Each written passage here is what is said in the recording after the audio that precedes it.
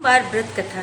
एक बहुत धनवान साहूकार था जिसके घर धन आदि किसी प्रकार की कमी नहीं थी, परंतु उसको एक बड़ा दुख था कि उसके कोई पुत्र नहीं था। वह इसी चिंता में रात दिन रहता था। वह पुत्र की कामना के लिए प्रति सोमवार को शिव जी का व्रत और पूजन किया करता था तथा सायंकाल को शिव मंदिर में जाकर शिव जी के श्री विग्रह के सामने दीपक जलाया करता था। उसके इस भक्ति भाव को देखकर एक समय श्री पार्वती जी ने शिव जी महाराज से कहा कि महाराज, यह साहूकार आपका नियन भक्त है और सदैव आपका व्रत और पूजन बड़ी श्रद्धा से करता है और इसकी मनोकामना पूर्ण करनी चाहिए।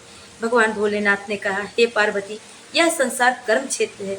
जैसे किसान खेत में जैसा बीज बोता है वैसा ही फल काटता है, उसी तरह इस संसार में जो जैसा कर्म करते हैं वैसा फल भोगते हैं। पार्वती जी ने अत्यंत आग्रह से कहा, स्वामी, जब यह आपका नियन भक्त है और इसको अगर किसी प्रकार का दुख है, कष्ट है, तो आपको अवश्य दूर करनी चाहिए, क्योंकि आप सदैव अपने भक्तों पर दयालु होते हैं और उसके दुख को दूर करते हैं।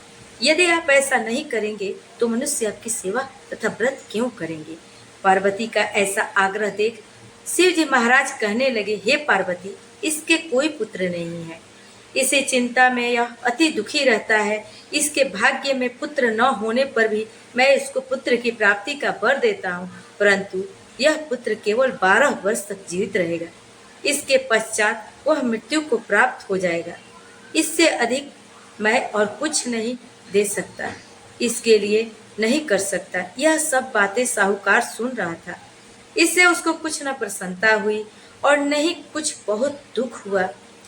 वह पहले जैसा ही शिव जी महाराज का व्रत और पूजन करता रहा। कुछ काल व्यतीत हो जाने पर साहूकार की स्थिति गर्भवती हुई। 10वें महीने उसके गर्भ से अति सुंदर पुत्र की प्राप्ति हुई। साहूकार घर में बहुत खुशी मनाई, परंतु साहूकार ने उसकी केवल 12 वर्ष की आयु जान कोई अधिक प्रसन्नता प्रकट नहीं की और न ही किसी को भेद भी बताया।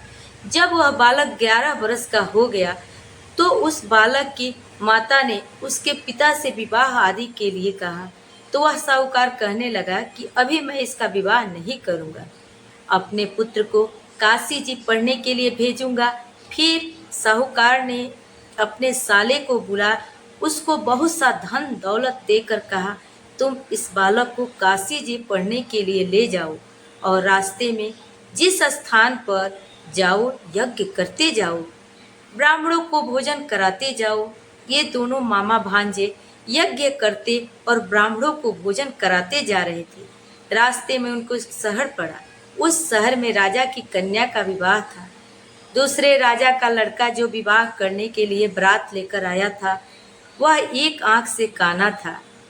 उसके पिता को इस बात की बड़ी चिंता थी, कहीं वर को देख कन्या के माता पिता विवाह में किसी प्रकार का अड़चन पैदा न कर दे। इस कारण जब उसने अति सुंदर सेठ के लड़के को देखा तो मन में विचार किया, क्यों न दरवाजे के समय इस लड़के से वर का काम चलाया जाए। ऐसा विचार कर वर के पिता ने उस लड़के के मामा से बात की तो वे राजी हो गए। उस लड़के को वर के कपड़े पहना तथा घोड़ी पर चढ़ा दरवाजे पर ले गए और सब कार्य प्रसन्नता से पूर्ण हो गए। वर के पिता ने सोचा कि यदि विवाह कार्य भी इसी लड़के से करा लिया जाए तो क्या बुराई है। ऐसा विचार करके लड़के और उसके मामा से कहा, यदि आप फेरों और कन्यादान के काम को भी करा दें तो आपकी बड़ी कृपा होगी। मैं इसके बदले में आपको बहुत कुछ धन दूंगा। तो उन्होंने स्वीकार कर लिया और विवाह कार्य भी बहुत अच्छी तरह से संपन्न हो गया। जिस समय लड़का जाने लगा तो उसने राजकुमारी की चुंदरी पर पल्ले पर लिख दिया कि तेरा विवाह मेरे साथ हुआ है, परंतु जिस लड़के के साथ तुमको भेजेंगे वह एक आंख से काना है और मैं काशी जी पढ़ने जा रहा हूँ। लड़के के जाने के पश्चात उस राजकुमारी ने जब अपनी चुंदरी पर ऐसा लिखा हुआ पाया तो उसने राजकुमारी के साथ जाने से मना कर दिया और कहा कि यह मेरा पति नहीं है, मेरा विवाह इसके साथ नहीं हुआ है और तो काशी जी पढ़ने गया है। राजकुमारी के माता पिता ने अपनी कन्या को विदा नहीं किया और बारात वापस चली गई। उधर सेठ का लड़का और उसका मामा काशी जी पहुंच गए। वहां जाकर उन्होंने यज्ञ करना और लड़के को पढ़ना शुरू कर दिया। जब लड़के की आयु 12 साल की हो गई, उस दिन उन्होंने यज्ञ रचा रखा था कि लड़के अपने मामा से कहा, मामा जी, आज मेरी तबीयत कुछ ठीक नहीं है। मामा ने कहा, अंदर जाकर सो जाओ। लड़का अंदर जाकर सो गया और थोड़ी देर में उसके प्राण निकल गए। उसके मामा ने आकर देखा कि वह मुर्दा पड़ा है। यह देख उसको बड़ा दुख हुआ और उसने सोचा कि यदि मैं अभी रोना पीटना मचा दूंगा तो यज्ञ का कार्य अधूरा रह जाएगा। अतः उसने जल्दी से यज्ञ का कार्य समाप्त कर ब्राह्मणों के जाने के बाद रोना पीटना आरंभ कर दिया। संजोगवश उसी समय शिव पार्वती जी उधर से जा रहे थे। जब उन्होंने जोर जोर से रोने की आवाज सुनी तो पार्वती जी कहने लगी, महाराज, कोई दुखिया रो रहा है, इसको कष्ट दूर कीजिए। जब शिव पार्वती के पास जाकर देखा तो वह एक लड़का मुर्दा पड़ा है। पार्वती जी कहने लगी, महाराज, यह तो उसी सेठ का लड़का है जो उसने वरदान से हुआ था। शिव जी कहने लगे, हे पार्वती, इसकी आयु इतनी ही थी, सो भोग चुका। तब पार्वती ने कहा, महाराज, इस बालक को और आयु दो, नहीं तो इसके माता पिता तड़प तड़प कर मर जाएंगे। पार्वती जी के बार बार आग्रह करने पर शिव जी ने उसको जीवन वरदान दिया और शिव जी महाराज की कृपा से लड़का जीवित हो गया। शिव पार्वती कैलाश पर्वत पर चले गए।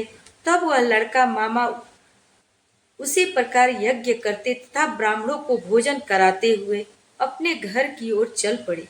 रास्ते में उसी शहर आए जहां उसका विवाह हुआ था। वहां पर आकर उन्होंने यज्ञ प्रारंभ कर दिया तो उस लड़के के ससुर ने उसको पहचान लिया और अपने महल में ले जाकर उसकी बड़ी खातिर की। साथ ही बहुत दास दासियों सहित आदर पूर्वक लड़की और जमाई को विदा किए। जब वह अपने शहर के निकट आए तो मामा ने कहा कि मैं पहले तुम्हारे घर जाकर खबर कर आता हूँ। जब उस लड़के के मामा घर पहुंचा तो लड़के के माता पिता घर की छत पर बैठे हुए थे। यह प्रण कर रखा था, यदि हमारा पुत्र सकुशल लौट आया तो हम राजी खुशी नीचे आ जाएंगे, नहीं तो छत से गिरकर अपने प्राण खो देंगे। इतने में उस लड़के के मामा ने आकर यह समाचार दिया कि आपका पुत्र आ गया है और उनको विश्वास नहीं हुआ। तब उसके मामा ने शपथ पूर्वक कहा कि आपका पुत्र अपने स्त्री के साथ बहुत सारा धन दौलत लेकर आया है। तो सेठ ने आनंद पूर्वक उसका स्वागत किया और बड़े खुशी के साथ रहने लगे। इसी प्रकार जो कोई सोमवार के व्रत धारण करता है अथवा इस कथा को पढ़ता या सुनता है या सुनाता है, उसकी समस्त मनोकामनाएं पूरी होती है। प्रेम से बोलिए भोलेनाथ महाराज की जय। माता पार्वती। जय गणेश गिरिजा सुवन मंगल मूल सुजान, कहत अयोध्या दास तुम देहु अभय वरदान। जय गिरिजापति दीन दयाला, सदा करत संतन प्रतिपाला। भाल चंद्रमा सोहत नीके, कानन कुंडल नाग फनीके। अंग गौर सिर गंग बहाए, मुंड माल तन छार लगाए। वस्त्र खाल बाघंबर सोहे, छवि को देख नाग मनुआ है। मैना मातु की हवे दुलारी, बाम अंग सोहत छवि न्यारी। कर त्रिशूल सोहत छवि भारी, करे सदा शत्रुन क्षयकारी। नंदी गणेश सोहे तह कैसे, सागर मध्य कमल है जैसे।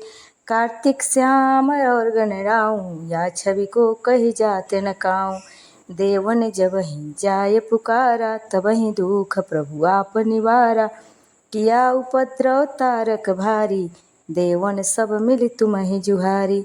तुरंत सडासन आप पठायऊं, लौ निर्मेष महामारी गिरायऊं। आप जलंधर असुर सहारा, सुयस तुम्हार विदित संसारा।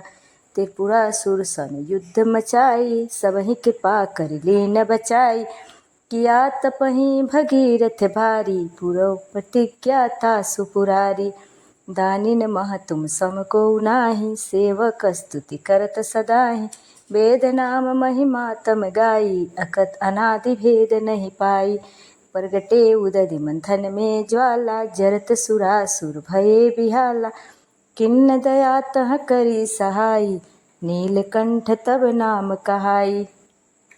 पूजन रामचंद्र जब कीना, जीत के लंक विभीषण दीना। सहस कमल में हो रह धारी, किन्न परीक्षा तुम्हें पुरारी। एक कमल प्रभु राख्यो सोई, कमल नयन पूजत चहु सोई। कठिन भक्ति देखे प्रभु शंकर, भये प्रसन्न दिए छित पर। जय जय जय अनंत अविनाशी, करत कृपा सबके घटवासी। दुष्ट सकल नित मोहि सतावै, भ्रमत रहे मोहि चैन न आवे। त्राहि त्राहि मैं नाथ पुकारो, यही अवसर को हम ही उबारो। ले त्रिशूल शत्रुन को मारो, संकट से मोहियान उबारो। मातु पिता भ्राता सब कोई, संकट में पूछत नहीं कोई। स्वामी एक है आस तुम्हारी, आय हरहूँ अब संकट भारी। धन निर्धन को देते सदाही, जो कोई चाचे सो फल पाए। स्तुति कही विधि करहूँ तुम्हारी, क्षमहु नाथ अब चूक हमारी। शंकर हो संकट के नाशन, विघ्न विनाशन मंगल कारण। योगी यति मुनि ध्यान लगावे, सारद नारद शीस नवावे। नमो नमो जय नमः शिवाय, सुर बरमाधिक पार न पाए। जो यह पाठ करे मन लाई, तापर होत है शंभु सहाय। रानिया जो कोई हो अधिकारी, पाठ करे सो पावन हारी। पुत्रहीन की इच्छा जोई, निश्चय शिव परसाते होई। पंडित त्रयोदशी को लावे, ध्यान पूर्वक होम करावे। त्रयोदशी व्रत करे हमेशा, ताके तन नहीं रहे कलेसा। धूप दीप नैवेद्य चढ़ावे, शंकर सम्मुख पाठ सुनावे। जन्म जन्म के पाप नशावे, अंत बास शिवपुर में पावे। कहे अयोध्या दास तुम्हारी, जानि सकल दुख हरहूँ हमारी। नेत नेम उठे प्रात ही, पाठ करूँ 40। तुम मेरी मनोकामना पूर्ण करो जगदीश। मगसर छवि है मंत्र तू, संवत 64 आन। स्तुति चालीसा शिव ही, पूर्ण करो कल्याण। जय शिव ओमकारा, स्वामी जय शिव ओमकारा। ब्रह्मा विष्णु सदा शिव, ब्रह्मा विष्णु सदा शिव। अर्धांगी धारा, ओम जय शिव ओमकारा। एकानन चतुरानन पंचानन राजे। हंसासन गरुड़ासन, वृषवाहन साजे। ओम जय शिव ओमकारा। दो भुज चार चतुर, 10 भुज अति शोभे। तीनों रूप निरखता, त्रिभुवन जन मोहे। जय शिव ओमकारा। अक्षमाला पनमाला, मुंडमाला धारे। चंदन मृग मद शोभे, भाले शुभकारी। जय शिव ओमकारा। श्वेतांबर पीतांबर, बाघंबर अंगे। सनकादिक प्रभुतादिक, भूतादिक संगे। जय शिव ओमकारा। करके मध्य कमंड, चक्र त्रिशूल धरता। जग करता जग हरता, जग पालन करता। जय शिव ओमकारा। ब्रह्मा विष्णु सदा शिव, जानत अविवेका। प्रणवाक्षर के मध्य, ये तीनों एका। जय शिव ओमकारा। त्रिगुण स्वामी जी की आरती, जो कोई नर गावे कहत शिवानंद स्वामी मन वांछित फल पावे। जय शिव ओंकारा हर जय शिव ओंकारा।